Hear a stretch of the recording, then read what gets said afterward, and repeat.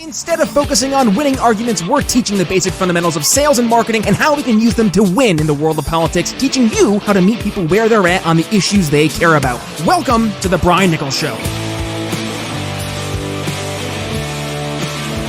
Well, hey there, folks. Brian Nichols here on The Brian Nichols Show, and we're keeping things rolling with our Sunday Candidate Highlight Series. Today, I am joined by the one and only Libertarian candidate from the great state of Florida, Mike Maat. Welcome to the Brian Nichols Show. Thank you very much, Brian. It's great to be with you. Absolutely, Mike. Thank you for joining us on today's special Sunday Candidate Highlight Series, because I know people, they're wiping their brow. The marathon they thought was over. Election season's past us, and we're here recording the day after. We had, today's Thursday. I can't even do math right now or do days. But yes, we are just after the elections, and people thought they were done, but no. We are just getting started down in the 20th Congressional Dictrict. And by District the time this airs on Sunday, we probably still won't be finished with the recount to determine who the Democratic candidate is. It's wild. Yeah, so you're obviously the Libertarian nominee for the Florida 20th Congressional District down there in the southern part of the United States. And then you have a chance now to face, it was either going to be Dale Holness or Sheila, help me there, Sheila Scherfelis McCormick, AKA the UBI princess. She's the one that believes that she can move Congress to give away $1,000 of our money every month to most Americans. Now, I preface this by saying the day we're recording, because as of the date we are actually recording and when this airs, who knows if she's going to be in second place or first place, because right now her and Dale are only separated by 9 votes. So it's wild to think that this could be really going on Sunday. We might find out. But if not, Mike, how about this? Let's just go back and talk about the reason folks probably downloaded this episode to begin with, and that is they want to hear from you. They want to get to know who you are, because right now we just saw, here on Election Day, candidly, a very big red wave. So I think a lot of people are looking at Libertarian candidates, rightly or wrongly, a little weary. Do they invest their vote in a third-party candidate when the Republican Party seems to be starting to have some groundswell and echoing the sentiments of liberty? We're seeing people like Corey DeAngelis get some school choice initiatives into action, looking at people like, even though they're Republicans, Glenn Youngkin up in Virginia, who's saying in his first term he's going to do school choice initiatives. So I guess right now it's tough for people. So let's hear, what's the Libertarian take? I appreciate your analysis, giving the red folks, the Republican Party, the benefit of the doubt. But I can't help wondering whether most of the Republican vote wasn't actually an anti-Democratic Party vote. In other words, if there were a Libertarian in the Virginia race, how well would she or he have done? Maybe pretty well. I think I would argue the Democratic Party has overplayed its hand. I think they're out of touch with how most Americans feel about vaccine mandates, even mask mandates. I think the Democratic Party is out of touch with how most Americans feel about trillions of dollars of spending. I think the Democratic Party is out of touch with how most Americans feel parents ought to be in control of their children's education. And so in that sense, I think Republicans were handed a big gift. And I think that it actually plays into the wheelhouse of a Libertarian even more than a Republican. Interesting, because I'm honestly, I'm challenging you, but more so I'm just going to see your thoughts, because I have heard a lot of folks, even some Libertarians, who say, well, we have seen, though, at least, even though it's a pushback from more of the left, that at least there is pushback. Because in the past, it seems that the Republicans have been more so just kind of going along to get along, not really wanting to be confrontational.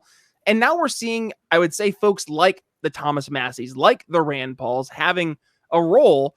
Do you see that maybe that's one argument in the favor of the supporting the GOP camp? Yeah, I would agree with that. And I would say that the Republicans who are most libertarian, with a lowercase l, will fare the best.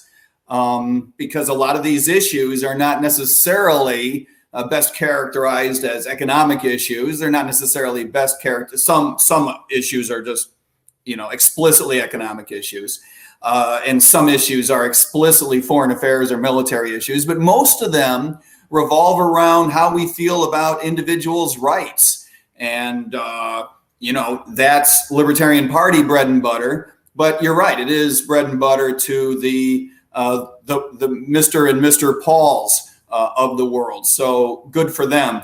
And yeah, a Libertarian Party member might say, maybe I'm a little jealous that the Republicans are doing well in this sense, but you have to admit anything that takes down a Democrat in these days is probably a good thing for the United States. I was surprised and pleased to see that Tulsi Gabbard said as much, not per se taking down a Democrat, but Tulsi did say it was a good thing for the United States that the Virginia gubernatorial race went the way it did. I thought that was surprising.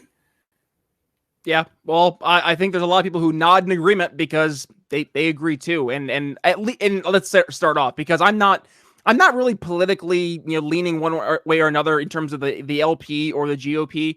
I'm much more in terms of, I guess it might come across Machiavellian, but really whatever works. If the LP, like we've had we've had a lot of LP success here over the past election cycle in terms of getting more local candidates into office. Thumbs up, that's awesome.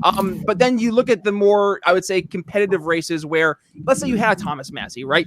At least you can objectively say maybe it wouldn't make as much sense in that case because, hey, he's holding down the fort, he's doing his part. But I mean, I look at a state like New Jersey, right? I would say there still was a role for somebody like a Greg Neely to at least try to push the issue in terms of what Jack Ciattarelli should be arguing. Now, granted, unfortunately, despite my efforts, I've had Greg on the show twice, we still could not get him over 1%, which is unfortunate. But you look at states like New Jersey, and I see it really does.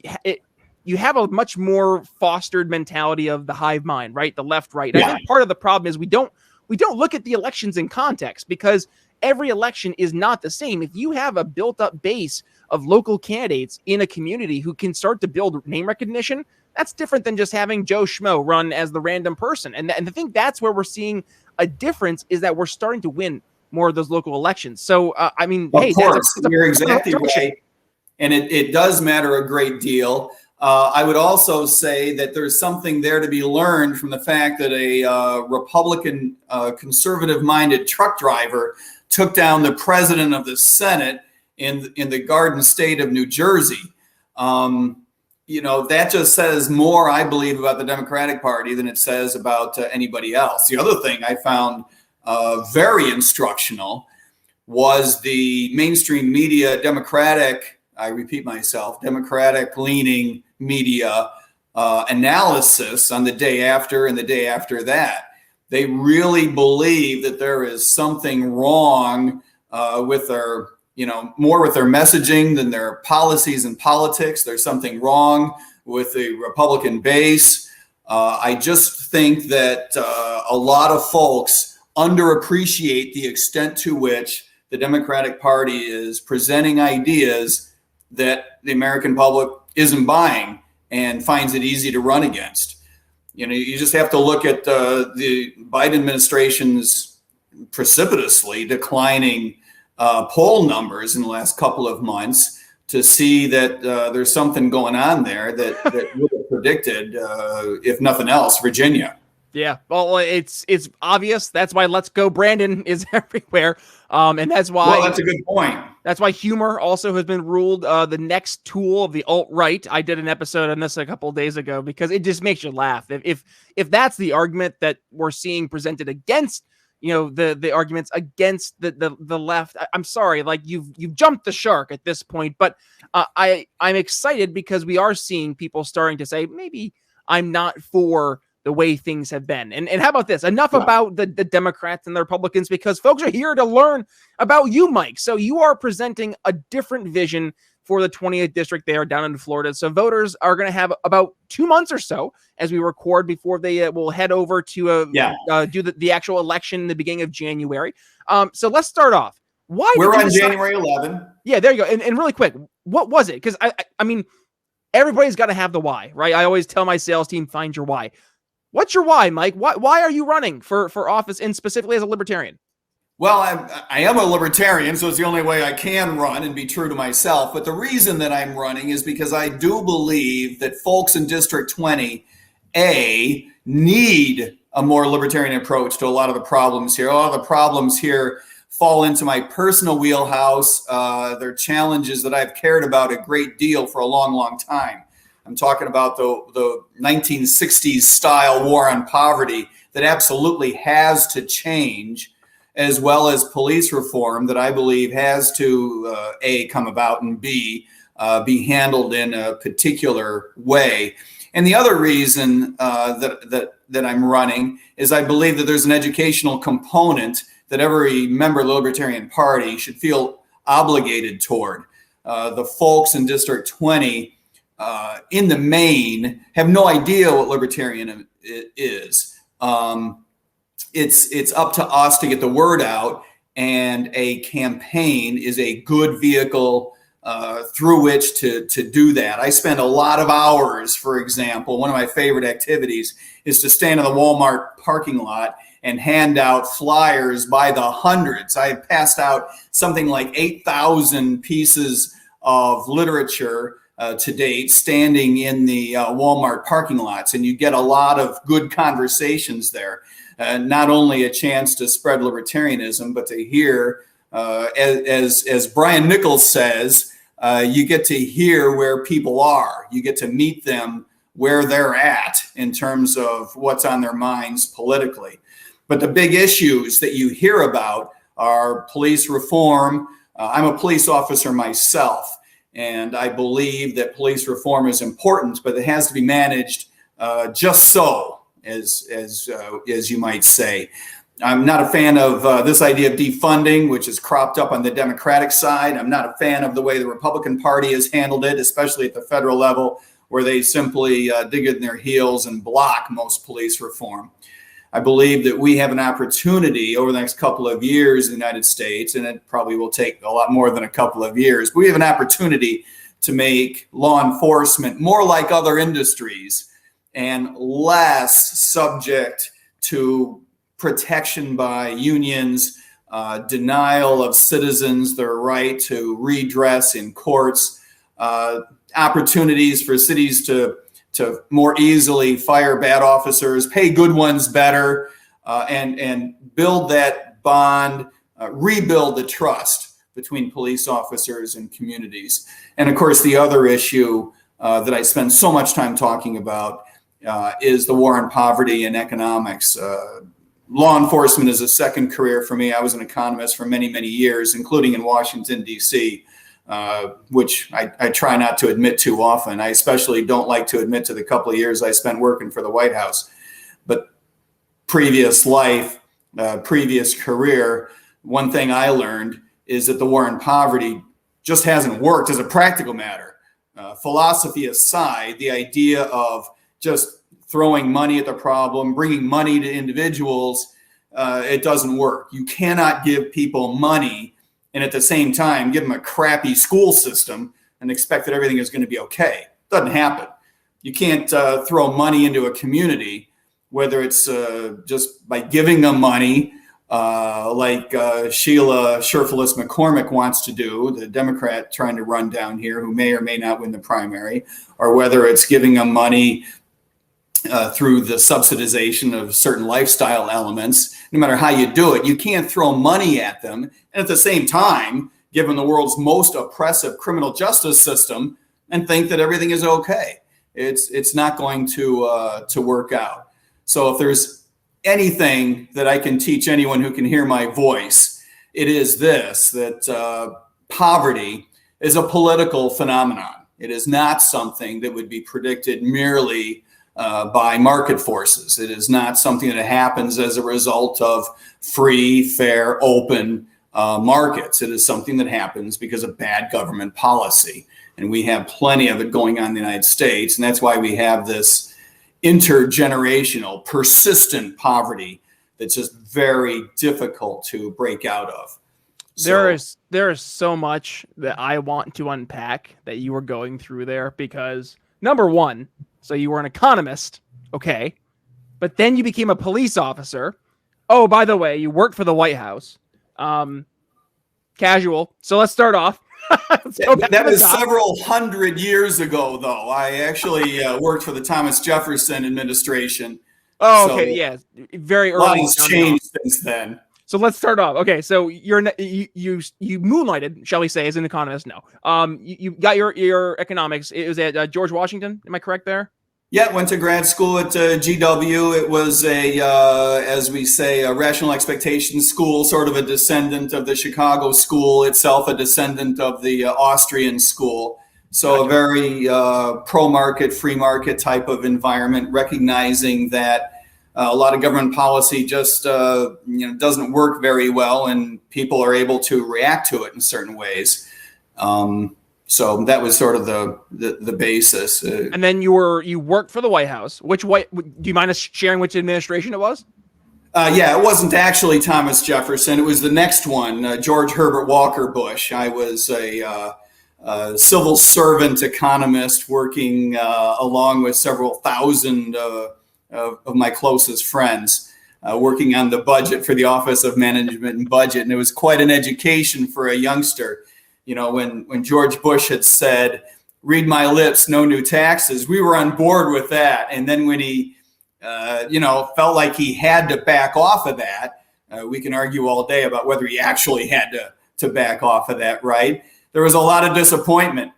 And as a 29-year-old economist, it was a bit of a heartbreak. And a wake-up call that the world is going to be maybe more complicated than you wish it were, and a little bit more disappointing than you wish it were at the same time. So was that heartbreak what turned you into police officer? No, I went through a lot more heartbreak for another 20 years before becoming a police officer. I went to the police academy at the age of 48, and put in 11 and a half years. My last day as a police officer was last Sunday. And wow. I don't like the R word, Brian. I don't like to say I retired. I like to say I quit, because retiring is for old and lazy people. And that's not where we are. You're just getting started. I was going to say, you have way too much energy to say you're getting retired. No, you're just getting started, Mike. And that's exciting too, because I think a lot of people are looking for someone who, as you mentioned earlier, who can meet them where they're at and enter into those conversations that they are already having. And you've already been out there. You've not only lived it as the police officer, experiencing the side that I think a lot of people are empathetic with, especially my audience who are in the pro-police side, but you can address it because you saw it from the inside. So could you dig into that a little bit? I mean, 11 years in the force, I'm sure there must be some things that have made that, you said it was one of your top issues. What is there any stories that you're able to share there? No, absolutely not. But I'll tell you how I feel about it anyway. Yeah, police work has changed a lot in the last dozen years. When I joined the force, it was still a fairly heavy-handed approach. I think the public was still interested in nothing but crime fighting, and was fairly happy to turn the other way and didn't care how you did it, right? And whether you're a Republican or a Democrat, whether you're a Libertarian or not, I think we all have to admit that had a real cost in terms of the trust between police officers and the community. Not a very libertarian approach, right? So we've made a lot of progress in terms of figuring out how to do things in a less heavy-handed way. But we are still operating in an environment in which police officers are protected from their own mistakes far too often. And the problem with that is a police officer, and now naturally a police officer is glad when the union protects him or her from being unduly punished, right? But as a police officer, just like anybody else, you like to be rewarded for good work. But that necessarily means drawing a distinction between officers that are doing a good job and officers who are not. So I believe increasingly, rank and file police officers are recognizing that things will one day be better off when our labor market is more like the labor market in other industries, when the good ones are paid more, the bad ones are paid less. It's easier to hire and to fire, easier to hire laterally, mid-career folks. I do believe that at some point officers will be required by the market forces, if nothing else, to acquire liability insurance, like in high liability businesses and other industries, like doctors, for example. And having an insurance company involved will get around a lot of the roadblocks that unions naturally put up, because insurance companies are not going to put up the BS, frankly, that politicians put up with, right? Politicians just don't have the guts to negotiate hard enough with police unions. That's just the truth of the matter. I'm not necessarily saying that's absolutely a good thing always or a bad thing always, but the truth of the matter is the politicians get steamrolled by unions, sometimes willingly, sometimes unwillingly, but that's the fact of the matter. It won't be the case with an insurance carrier, right? An insurance carrier is not going to say, the union is not wanting us to have all the information that we want about what happened in that incident last Friday, so we're not going to look into it. No, if insurance carrier doesn't find the transparency that it needs to carry out its business, you're not going to get insurance. So I think it's one way that the market can become more like other markets, more efficient, and in the long run, better for police officers.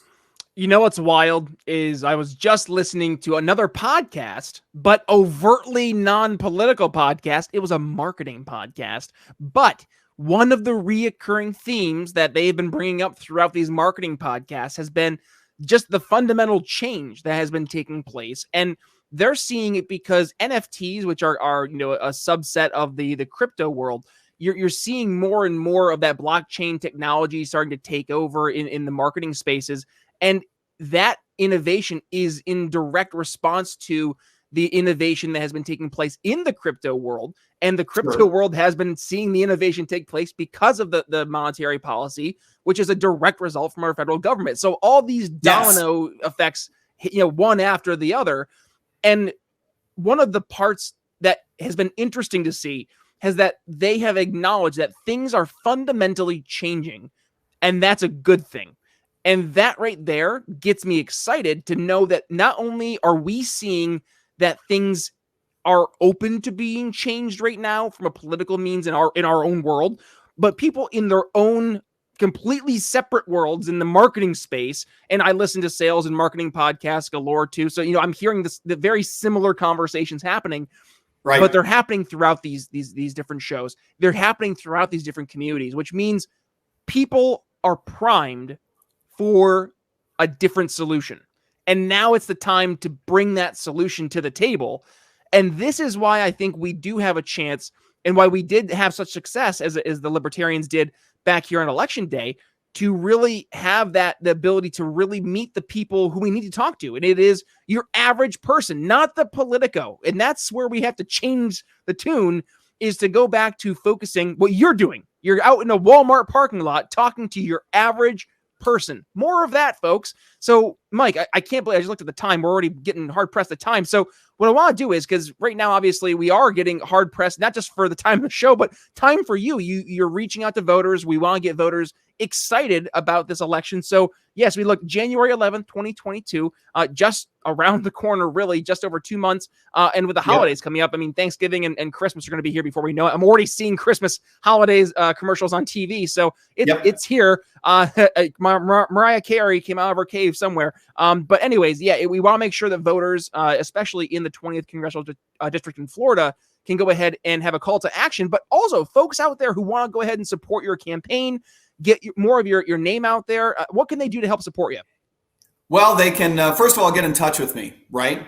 You can email me. I'm going to give you my email address. I'm going to give you my website. I'm going to give you my phone number. And by the way, this is my real phone number. This is not some phony thing, right?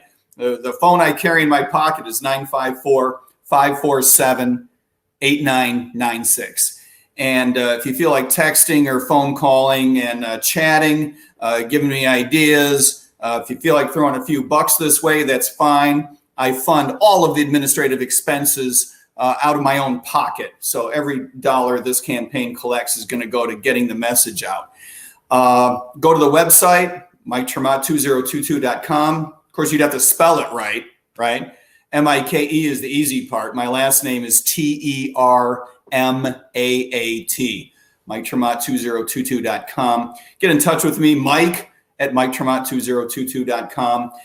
We always need people who are willing to hang cards on doorknobs, people who want to pass out cards, whether at the Walmart or any place else, people who want to, even if you just want a sign in your yard, if you live in District 20 or anywhere near District 20, and you would like a sign in your yard, I've got 100 signs in my truck, and I'd be happy to swing by your place and drop one off.